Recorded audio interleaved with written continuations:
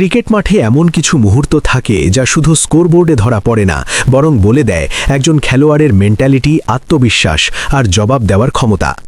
ঠিক তেমনই এক নাটকীয় গল্প দেখা গেল এবারের পাকিস্তান সুপার লিগে, যেখানে একদিকে ভুল, অন্যদিকে সেই ভুলের জবাব, সব মিলিয়ে জমে উঠেছিল রোমাঞ্চকর এক লড়াই। শুরুটা ছিল একেবারেই অপ্রত্যাশিত। সহজ একটি ক্যাচ, যেটা ধরতে কোনো সমস্যা হওয়ার কথা না, সেটাই যেন কঠিন করে তুললেন মোহাম্মদ রিজওয়ান। রিশাদ হোসেনের বলে ক্যাচ উঠলে সেটি নিতে দৌড়ে আসেন অধিনায়ক রিজওয়ান, কিন্তু পুরো পরিস্থিতিটা সামাল দিতে গিয়ে তৈরি হয় অস্বস্তিকর এক দৃশ্য। নিজের ভুলের পরও বিরক্তি প্রকাশ করতে দেখা যায় রিজওয়ানকে, আর সেই দৃষ্টিটা গিয়ে পড়ে রিশাদের দিকেই। মাঠের এই ছোট মুহূর্তটাই যেন বড় হয়ে দাঁড়ায় পরের ঘটনার প্রেক্ষাপট হিসেবে।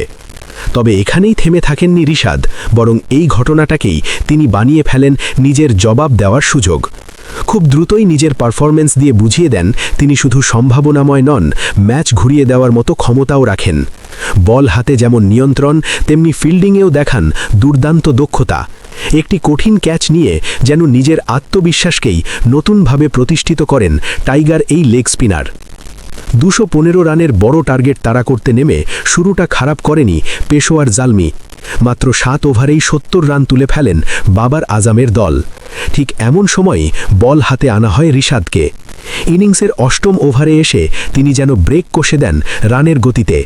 প্রথম ওভারেই মাত্র 5 রান দিয়ে চাপ তৈরি করেন ব্যাটারদের ওপর। এরপর 11তম ওভারে এসে নিজের দ্বিতীয় স্পেলে এসে আবারও নিয়ন্ত্রিত বোলিং করেন রিশাদ। যদিও এই ওভারে কুশল মেন্ডিসের ব্যাট থেকে আসে একটি বড় ছক্কা, তবুও মোটামুটি নিয়ন্ত্রণেই রাখেন রান। 2 ওভার শেষে তার খরচ দাঁড়ায় 14 রান, যা টি-20-র মতো ফরম্যাটে বেশ ভালোই ধরা যায়। তবে আসল জবাবটা আসে তার 3য় ওভারে। এই ওভারেই নিজের প্রথম উইকেটের দেখা পান রিশাদ। অ্যারন হার্ডিকে সাজঘরে ফেরান তিনি, ক্যাচটি তালুবন্দি করেন আবদুল্লাহ শাফিক। এই উইকেটটি ছিল অত্যন্ত গুরুত্বপূর্ণ, কারণ তখন ম্যাচের নিয়ন্ত্রণ পুরোপুরি চলে যাচ্ছিল ব্যাটিং দলের হাতে। যদিও চতুর্থ ওভারে কিছুটা খরচে হয়ে পড়েন রিশাদ। প্রথম বলেই ছক্কা, এরপর আরও বাউন্ডারি, সব মিলিয়ে সেই ওভারে দেন 18 রান। তবুও 4 ওভারে 35 রান দিয়ে 1 উইকেট। এই পারফরম্যান্সে বোঝা গেছে চাপের মধ্যেও লড়াই করার মানসিকতা রয়েছে তার। অন্যদিকে বল হাতে বেশ ইকোনমিক্যাল ছিলেন আরেক টাইগার, শরীফুল ইসলাম। যদিও উইকেটের দেখা পাননি, তবুও নিজের অভিষেক ম্যাচে দেখিয়েছেন দারুণ নিয়ন্ত্রণ। ইনিংসের শুরুতেই বল হাতে এসে টানা ডট বল করে চাপ তৈরি করেন তিনি। প্রথম ওভারেই দেন মাত্র 7 রান, যেখানে ছিল 5টি ডট বল, যা যে কোনো পেসারের জন্য স্বপ্নের মতো শুরু। দ্বিতীয় ওভারে কিছুটা দুর্ভাগ্যও ছিল শরীফুলের। মিস ফিল্ডিংয়ের কারণে দিতে হয় বাউন্ডারি, আবার সহজ রান আউটের সুযোগও হাতছাড়া হয়। তবুও নিজের লাইন লেন্থ ধরে রেখে ওভার শেষ করেন মাত্র 8 রান দিয়ে। পাওয়ার প্লের শেষ ওভারেও তাকে আস্থা রেখে বোলিংয়ে আনা হয়, কারণ তখন দলের অন্য বোলাররা ছিলেন বেশ খরচে। শরীফুল আবারও প্রমাণ করেন কেন তাকে ভরসা করা যায়। মাত্র 5 রান দিয়ে ওভার শেষ করেন তিনি।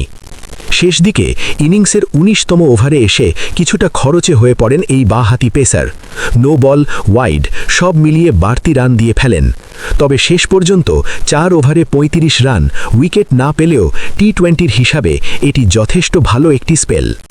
সব মিলিয়ে ম্যাচটি হয়তো জেতা হয়নি, কিন্তু পারফরম্যান্স দিয়ে নজর কাড়তে পেরেছেন 2 টাইগার ক্রিকেটারই। বিশেষ করে রিশাদ হোসেন বুঝিয়ে দিয়েছেন মাঠে কোনো ঘটনা তাকে দমিয়ে রাখতে পারে না, বরং সেটাই তাকে আরও ভয়ঙ্কর করে তোলে। আর শরীফুল ইসলাম দেখিয়েছেন উইকেট না পেলেও কিভাবে ইকোনমি দিয়ে ম্যাচে প্রভাব রাখা যায়। এই ম্যাচের ফলাফল হয়তো একদিকে গেছে, কিন্তু ভবিষ্যতের জন্য বার্তাটা পরিষ্কার।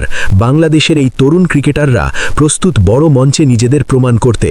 আর যদি এমন পারফরম্যান্স ধারাবাহিকভাবে দেখাতে পারেন, তাহলে বিশ্বজুড়ে ফ্র্যাঞ্চাইজি লিগগুলোতে তাদের চাহিদা আরও বাড়বে, এটা বলাই যায়।